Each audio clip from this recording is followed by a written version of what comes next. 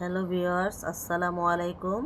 আজকে আমি বেগুন পোড়া ভর্তা এবং ঢেঁড়স সিদ্ধ ভর্তা ঘরে তৈরি করছি এবং আজকে তাই দেখাবো। আমি কিছু ঢেঁড়স নিয়ে নিলাম এবং তা পানিতে ভালো করে ধুয়ে নিচ্ছি। ধুয়ে তারপর আমি সেই ঢেঁড়সগুলা একটি পাত্রে ভালো করে উঠিয়ে নিলাম। ঢেঁড়সগুলো উঠিয়ে নেওয়ার পর সেই পাত্রে আমি কিছু পানি দিয়ে তার চুলা আলতো আঁচে বসিয়ে দিলাম সিদ্ধ হওয়ার জন্য।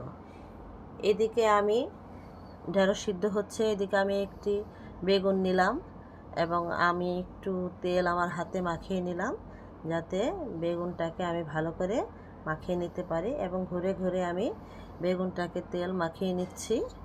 মাখানোর পর আমি একটি কাঁটা চামচ দিয়ে তা ছিদ্র করে নিচ্ছি।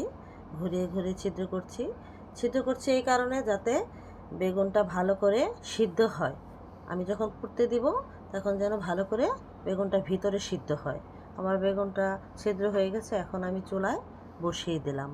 এদিকে ঢেঁড়স সিদ্ধ হচ্ছে, আমি একটু নাড়াচাড়া দিয়ে দিলাম।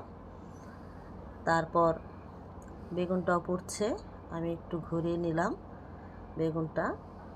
তারপর যাতে বেগুনটা একটু ভালো করে হয় তা ঘুরিয়ে ঘুরিয়ে আমি তা পুড়ছি।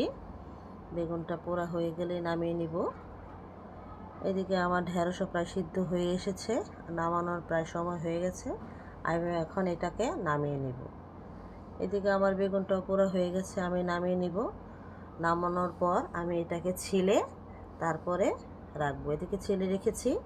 কিছু আমি পেঁয়াজ কুচি, মরিচ ভাজা এবং ধনেপাতা নিয়েছি। ঢেঁড়সটাকেও আমি কুচি কুচি করে কেটে রেখেছি, বেগুনটাকেও ছিলে নিয়েছিলাম।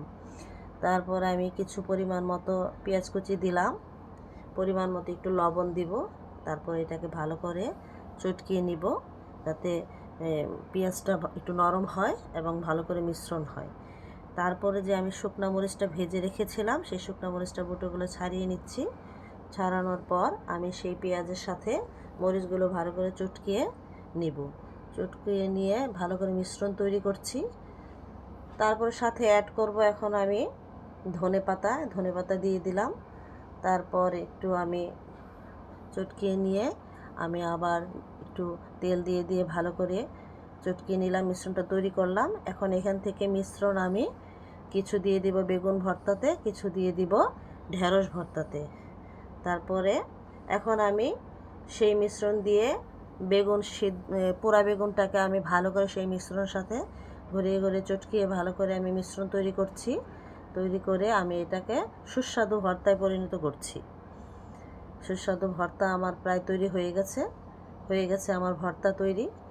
ঠিক একইভাবে আমি ঢেঁড়সটাকেও সেই মিশ্রণের সাথে আমি চটকিয়ে ভর্তা তৈরি করছি।